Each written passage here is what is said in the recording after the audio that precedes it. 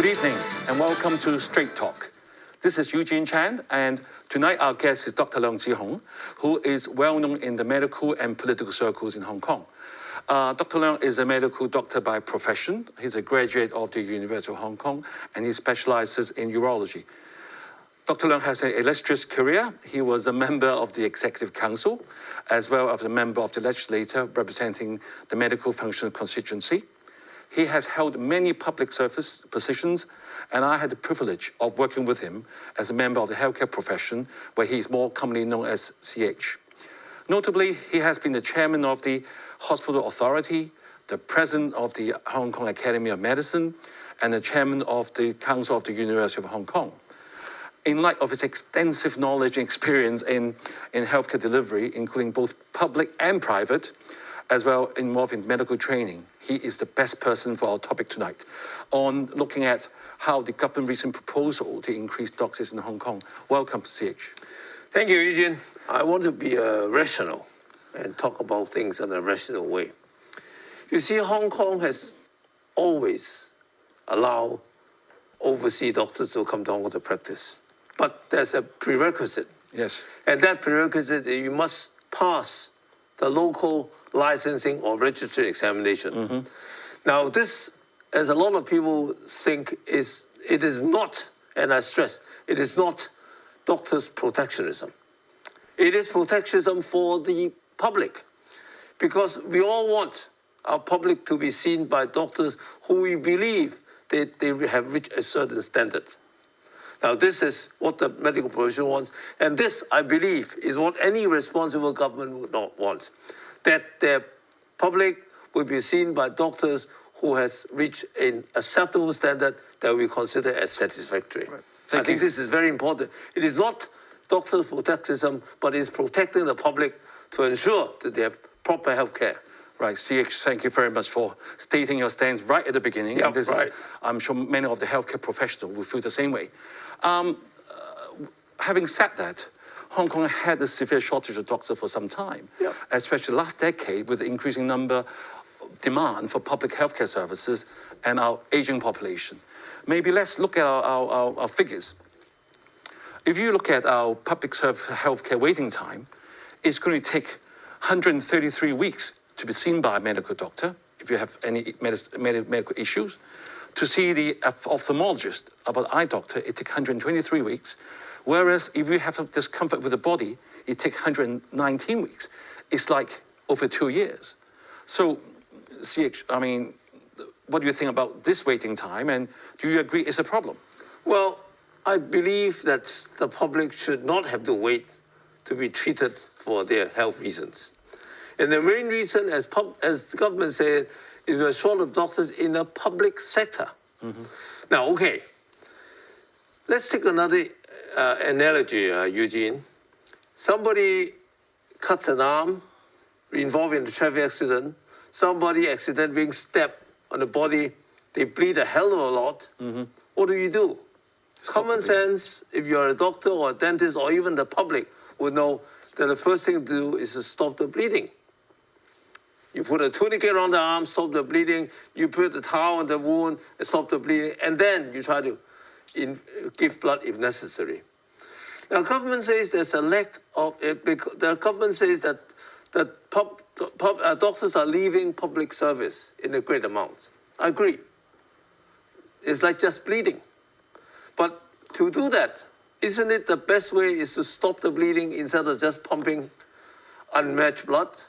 So I think the best thing and the first thing the government should do is, why are the doctors in the public service leaving the public service? What is the reason? And is there anything that we can do to stop them from leaving? The Hospital Authority, when we started the whole scheme in the early 90s, has one very important motto. And that motto is to attract, retain, and motivate doctors. Are we doing that? If we're doing that, they will not leave. Right. CH, having said that, I see that there are more training positions now. There are more opportunities for the frontline services. They even take back our retired doctors. I mean, they're doing many things. I have to say they're trying. But having said that, our doctor to population per capita in Hong Kong, we're 2 at the moment, whereas in other countries where you compare to, say, Singapore is 2.5, and UK is 3, and Australia 3.8. If we're going to match, with, say, for Singapore, we need another 1,600 doctors. Having what you have said, we still have a shortage. Do you agree? Well, I don't believe that there's shortage of doctors in the private sector. Right. Actually, I would say that the private sector today is overloaded with doctors. Right. It is the public sector that is deficient.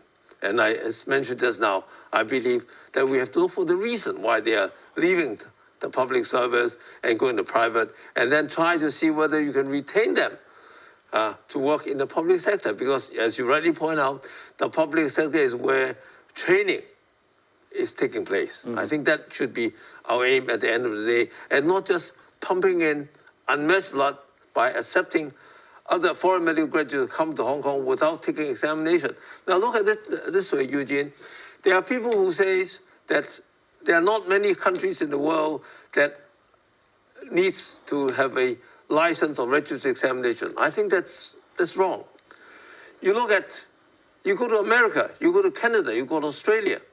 As a local graduate, you've got to take the examination before you can practice medicine. You graduate in California, all you need to do is to cross the border to Arizona. You've got to take a registered examination. You go further east to New York, you've got to take a registered examination. That is a norm, and that is all people, what the government used to ensure that their public is getting the best and adequate care. Having said that, I mean, I have read news that recently in Singapore and UK and Australia, they're recruiting doctors without having examination. Maybe time has changed. What is your view on that? Well, if you go back to the original principle, that if you want a doctor to be able to achieve a certain standard, you have to use criteria to achieve that. Right. Yes, the government has proposed that they will set up a committee to look at doctors from certain universities, whether they're up to standard. You look at their curriculum on paper. How do you know that they're actually up to standard? Unless you have the power, the manpower to go and inspect the university, that university. Now, do we have that ability? Do you have the right and to go and inspect other people's university? We do not. So what I mean is that, okay, if you can find a way that you can really go and inspect the university and say, oh, all right, that university's curriculum, trainees up to our standard, then it's agreeable. But you cannot have that power to go and inspect the university. You being a past chairman of the hospital authority, yes. Were waiting times that long at your time? And if not, why do you think it has come to a stage where we have to wait for like 2 years? It's clearly not acceptable. Well, Eugene, if you look at the recent figures, when I was chairman of the hospital authority, the number of doctors in the service is around just over 2,000. Today, the number of doctors in the hospital authority is 6,000. They're leaving fast. Now, that's the reason. Did our population increase by threefold from 2002 to now? We did not. So it's the doctors leaving the service, giving it a gap that there's shortage of doctors, and we have to retain that. I repeatedly mentioned that if somebody is bleeding, the first thing that you need to do is stop the bleeding, not pump blood. But having said that, after you have stopped the bleeding, we have to do transfusion as well. Agreed. So where do we find the transfusion? If you look at our local medical training, we had 250 like 10 years ago. Now it's up to 530, like 1.1, 112%, 112% increase. Is quite a high number. Agreed. Looks like we are not retaining our staff in the hospital authority. Why do you think it's a problem? Well, as you mentioned just now, we are not retaining our staff in the hospital authority. What is the reason? We do anything to retain them, which goes back to the original idea of the hospital authority, and that is to attract, retain, and motivate staff. That has to be number one. So you're saying that they're not doing enough retain, motivate, and Right. That is number one. Like, as I said, bleeding. Somebody is bleeding, the first thing you do is to stop the bleeding, not pumping blood. Right. Let's look at some other figures. Look at our government doctors. If you look at the some of the figures, at the moment, from the government's figures, we are short of 700 plus doctors in the public sector. By 2030, we'll be short of 850, and in another 17, 18 years' time, 2040, be over 1,000. If you look at compare with this private sector, we'll be looking at another 1,500 to 2,000 doctors. Factually, we are short of the numbers. Even if you retain the doctor in the hospital authority, there won't be enough. How do we fix it? Agree. As I mentioned from the very beginning, Hong Kong has never stopped local graduates to practice in Hong Kong. The prerequisite is to pass the license or registry examination.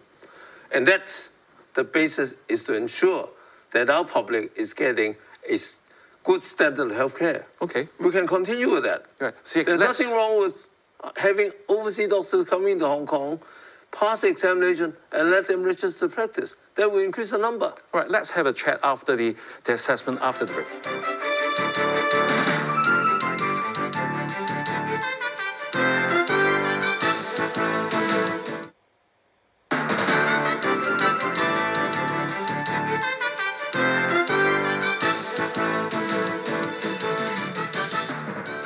Welcome back to Straight Talk. And we have been talking about the doctor shortage problem in Hong Kong and the government proposal to attract more non-locally trained doctors back. With us is Dr. Leong Zihong, an eminent surgeon who had many years of public service, especially with the health sector. So, Siak, before the break, you had a very clear stance to saying that you agree that we need some extra manpower from overseas non-locally trained doctors, but you think they need to have exams. Yeah. Before we go on, let's look at some figures again. Okay. If you look at the non-locally trained doctors registered to practice in Hong Kong, in the 10 years preceding year 2000, we had 2,224 doctors. In the next 10 years, we had 363. In the last 10 years, we have 396. If you look at the number of new registered doctors, we have reduced from a 45% down to a 10%. So that means our manpower is predominantly locally trained doctors, which is fine. If you look at Singapore, they're having 40% of foreign abroad trained medical doctors. Eugene, so that is exactly the issue. Before 1997, British and Commonwealth doctors can come to Hong Kong to register. Right. Why is that? At that point in time, the local medical council follows the recommendation of General Medical Council of UK. Why do we do that? Because the General Medical Council in UK go and inspect, and I use the word inspect, not just looking at the curriculum, all the universities in UK and the Commonwealth. Mm-hmm. They inspect it every few years, and they give the sign of approval that university is up to standard. Hong Kong follows that style. Today, we do not have that continuation simply because after change of sovereignty, we cannot follow the United Kingdom's direction. So what do? Our local medical council has the right to inspect our local university, but they do not have the right to inspect other universities. So how do we ensure that the other universities elsewhere, be they in the United States, be they in America, be they in Britain or Australia or anywhere, is up to the standard that we require. Right. So that is the issue. Right. Having said that, I mean, in pre-1997, we had a lot of qualifications and training from the UK, from London. Agree. Where you and I, we're fellows of some of the UK colleges in Australia. Yep. And we're still recognizing the training and qualifications for the Hong Kong Academy of Medicine. So are we being too dogmatic in terms of having to visit the school and approve their standard? Because according to the government, which a lot of people say, they look at their international rankings, they look at the medium of teaching, they look at the curriculum as compared to the two medical schools in Hong Kong. Is that the only, would you see that as a major problem of not encouraging non-local trained doctors back to Hong Kong, especially with such great shortage? Mind you, we are aiming at only 200 doctors at the moment, and our shortage is very high. But Eugene, what is the problem of having these doctors from overseas coming to Hong Kong to take a license registry examination. As I mentioned repeatedly, other countries, other places use that system to ensure that their public is up to it's been seen by doctors of certain standard. Why are we giving up that universal, transparent ecosystem, and we're not using it and using something else? That I agree. Yes. But however, recently, in the UK, US, and Australia, they're granting exemptions to attract doctors because there's a great shortage. And I mean, if I'm going to quote our Hong Kong Foundation, make a very strong statement recently that he believes that government should stop creating hurdles for non-local doctors. Do you agree? I would disagree with that. Right. Simply because how do we see our population? How do we see our public? Healthcare is one of the most important things that the public wants.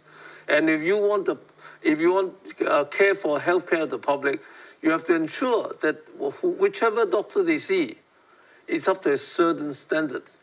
How do you assess certain standards that is equal, transparent, that is no discrimination? And the simplest thing, which we've all been practicing for many, many years, and that is to have a universal license examination, so that whether you're from any part of the world, you come to Hong Kong, you take the examination, you pass the examination, you're given the full right to register. But I think that's the easiest way, and I don't see why government should give up this easy way and try to think of certain ways that it's difficult. I don't think they're giving up the easier way. I think they're doing a different mode of assessment. Let's look at the proposal. Okay. They are opening up for this program only to Hong Kong permanent residents, basically Hong Kong students who have went abroad to study medicine. And their qualifications must be from a recognized institutions. How do you qualify recognized We'll come back to that. And also they have to be registered medical practitioner in their place of study. They have to find a full-time employment in Hong Kong, which is a public services, and work for 5 years after the specialist qualification.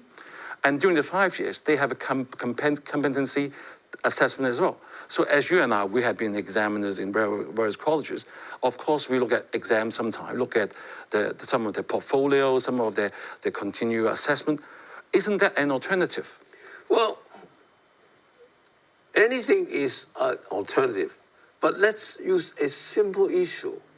Somebody graduated from a certain university, they are registered to practice in that particular place of origin. They want to come back to Hong Kong, whether they are local graduates, or whether they are local citizens, or whether they are people without a residency status in Hong Kong, they take a simple license examination and they can practice in Hong Kong. Isn't that a simpler way that is non-discriminatory to everybody? See, if that works for Hong Kong, for the last 20 years, we won't be having such a drastic reduction of foreign trained doctors in Hong Kong. The drastic reduction has nothing to do with the examination. The drastic reduction is because in the past, before 1997, we are open to all Commonwealth and UK doctors. And I explained to you all the reason why we know that. Yes. After 1997, that door is closed. Therefore, people will not be able to come back to the examination. If the medical doctor still want to practice in Hong Kong, he can still do the licensing exam, which is what you're saying. However, we are seeing that we hear a few comments. Maybe you can comment on that. Number one, if you want the specialists that we need for our public services, a lot of them may be practicing for a few years, and our exam is on their base as if they are fresh medical graduates, as if they have just graduated. And they have to fulfill the basic medical intern training as well. That's not very, I won't call it an incentive. Isn't that a very important issue to assess the basic standard of a doctor that you want to But however, if they are specialists recognized by proper institutions in other parts of the world, surely if they're going to work within our public service system, surely we can do that because we have limited registration with universities, as you and I know. Agree. So why can't we make an exception in this case? There's currently already a criteria for limited registration and temporary registration. In hospitals, yes. We are currently facing a situation where anybody from a graduate from a university can come to Hong Kong to take a registered examination and practice. There's also a way that you can come to Hong Kong and practice on a temporary basis. And there's also a way that you come to on a limited basis. There's already there.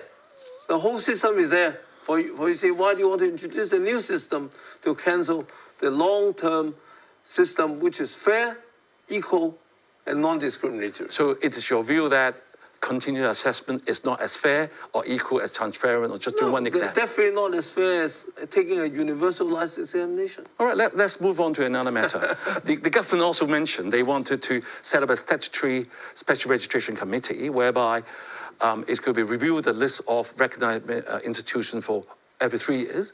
It'll be just 100. And they will say they look at it from an objective, independent, and transparent way, exactly the words that you have used.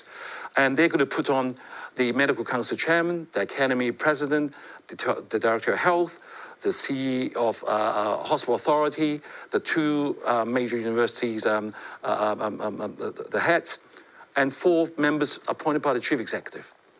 Do you think they have the ability to find us a good 100 universities or institutions that will be of providing equal standard that you and I will accept, like the Royal Colleges? They still lack one very important thing. They are all looking at all these universities on paper. Or international rankings? Even international ranking takes a lot of issues, as you know, Eugene. Yes. It takes into how the graduates are being employed, what is the ratio between student and staff ratio, etc. The most important thing is that do you have the right or ability to go and inspect a university? I think that's the most important thing. Because otherwise you're looking at just paper and you are proving it simply on paper without even knowing what that university really is all about. Your view is very firm. I can feel that. But having said that, the government is going to push ahead their proposal. Do you think they will be able to attract 200 non-locally trained doctors back to serve our population? Do you think how realistic is it? Well, I have no idea, seriously, Eugene. But if you look at the whole government issue, it's going to be a very long-term process before they can be registered. Yes. Currently, we're using a very simple, transparent, equal process, but they can register in a very short time. Mm-hmm. Now, that has been in practice for over 20 years. It has given people the chance to practice in Hong Kong easily, and they're not using this. They're saying that, well, let's look at another system. Right, see, having said that, we are going to be short of doctors for years to come. Who's going to look after a patient? 2 years waiting list is a long time. Well, if you agree with 2 things that I mentioned, one is to retain doctors in the public service. Second thing is to allow a university examination for anyone to come in. You solve both problems. Right, in the public, you will have retained a lot of doctors there. In the whole section of Hong Kong, you could have increased number of doctors. Right, thank you, CH. And thank you, CH, for bringing light to the recent proposal to attract more non-locally trained doctors to Hong Kong. And all of you, have a nice week, and see you next week. Good night.